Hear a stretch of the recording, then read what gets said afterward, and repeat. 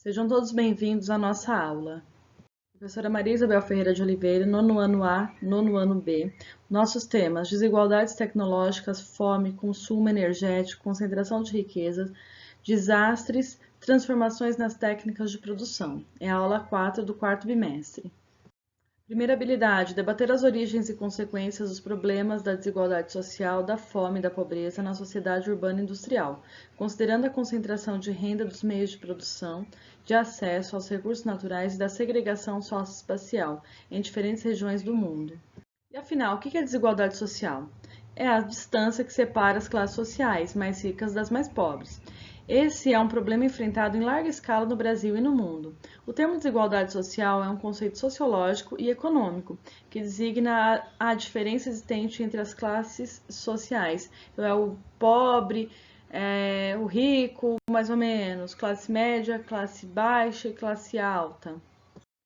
E o que são recursos naturais? São elementos da natureza que podem ser utilizados pelo homem para satisfazer suas necessidades e assegurar sua sobrevivência. Contribuem ainda para o desenvolvimento da civilização e para o conforto geral da sociedade. Ele pode ser distribuído em renováveis, que ele pode recursos que se recompõem continuamente na natureza, mas se podem esgotar se não forem utilizados, né, se forem intensamente utilizados.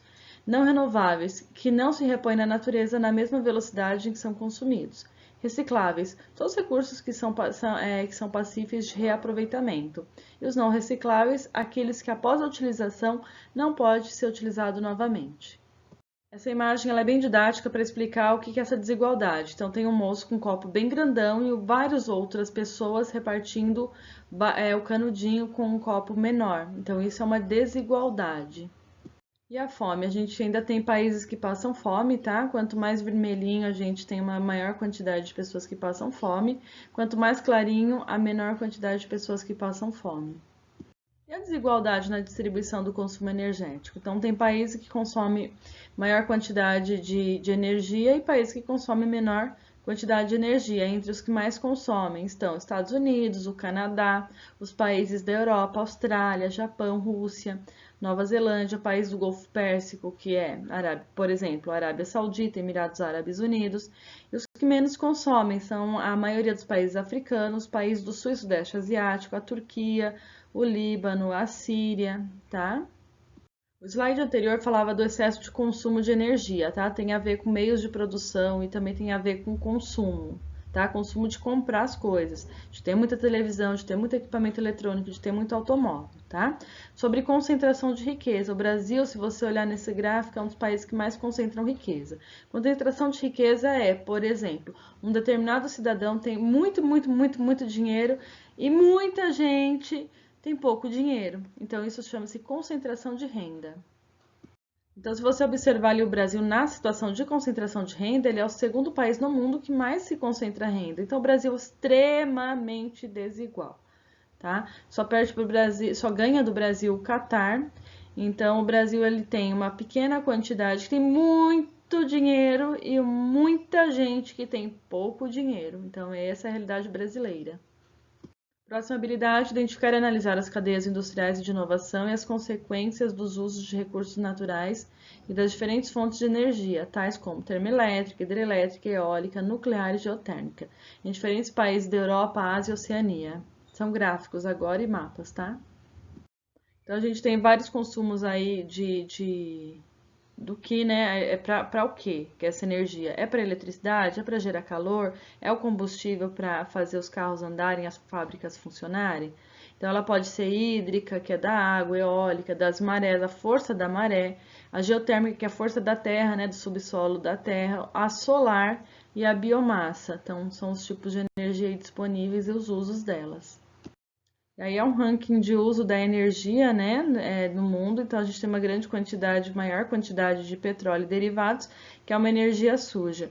Então a energia limpa, que seria hidráulica, por exemplo, fica numa quantidade muito menor de uso. E a China, um gigante com seu mais de 1 bilhão de habitantes, né, assume a liderança na energia solar. Isso é muito positivo, até porque a gente tem mais ou menos 1 bilhão e 300 milhões de habitantes. O que é isso? É 1 bilhão a mais do que o Brasil. Então, a gente vai entender como que é essa matriz energética rapidinho no mundo, tá? O Brasil, de toda 100% de energia que ele utiliza, 44,7% é renovável. O mundo, de toda a energia que o mundo usa, 13,3% é renovável. O Brasil está à frente do mundo em relação ao uso de energia renovável, porém, o Brasil tem uma capacidade energética muito grande, né? E ele utiliza basicamente de sua energia hidráulica. Utiliza-se também bastante de petróleo, tá? Mas o Brasil ele tá se encaminhando para uma melhora aí no quadro, que tem que compreender que quanto mais energia limpa se usa, menos danos ambientais se causa.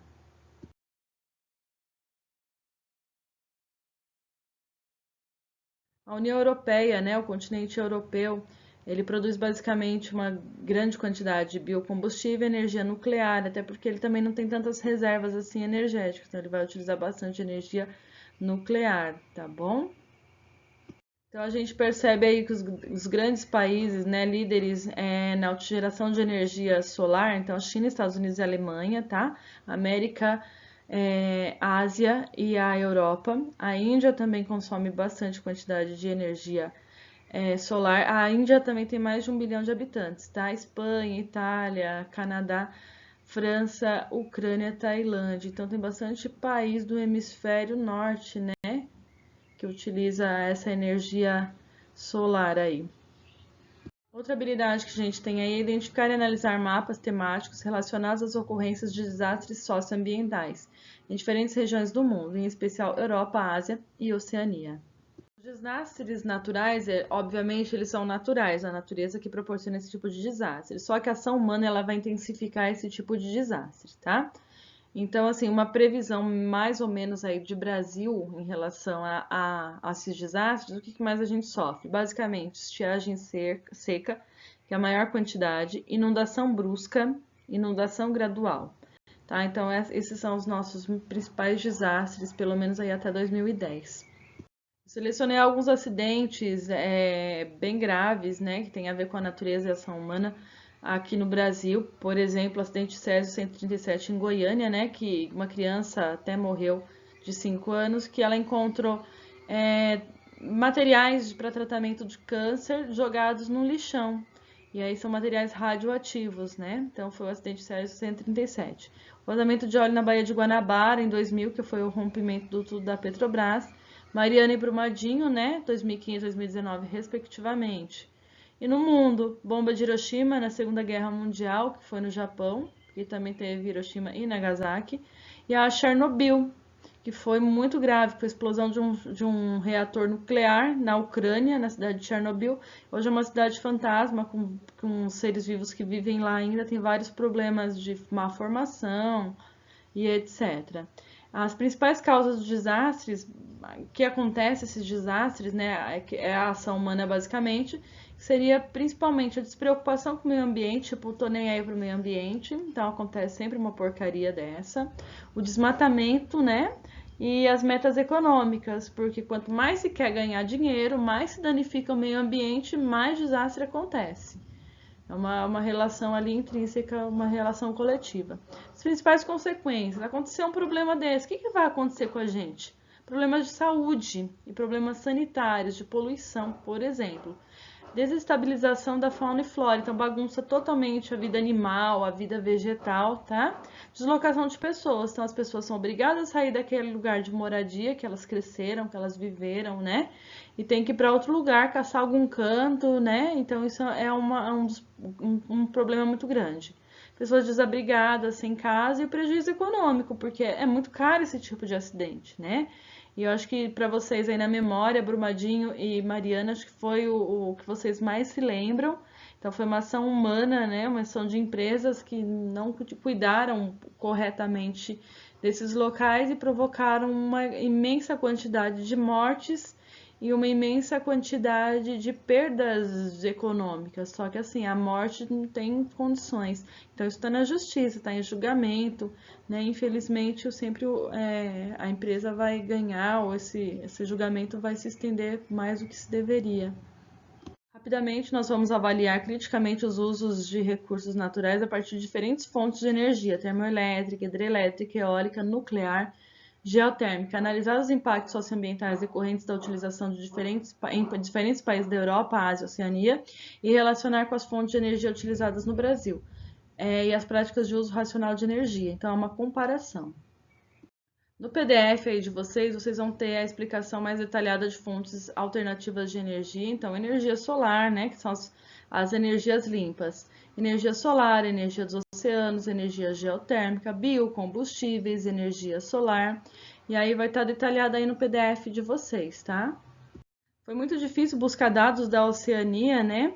Então, assim, eu achei da Austrália, que seria o país mais importante da Oceania. Então, a gente tem uso de vários tipos de energia geotérmica, solar, a bioenergia, hidráulica, petróleo, gás. Gás é amplamente utilizado aí na Austrália.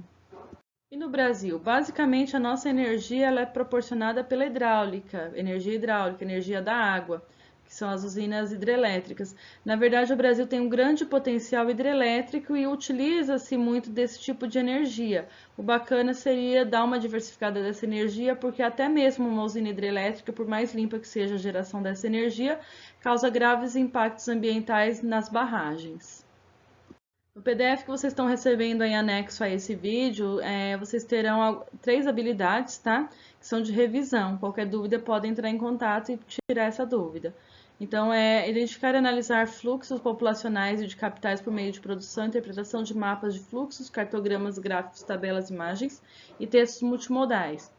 Outra habilidade, selecionar, elaborar e interpretar dados e informações sobre diversidade, diferenças e desigualdades sociopolíticas e geopolíticas mundiais e relacionar as mudanças técnicas e científicas decorrentes do processo de industrialização com as transformações do trabalho e analisar e discutir as potencialidades e fragilidades desse processo em diferentes regiões do mundo, em especial no Brasil. Qualquer dúvida, entre em contato, tá? É só isso por enquanto. Se precisar de reenvio de qualquer atividade, entre em contato. Beijo, se cuide e usem máscaras.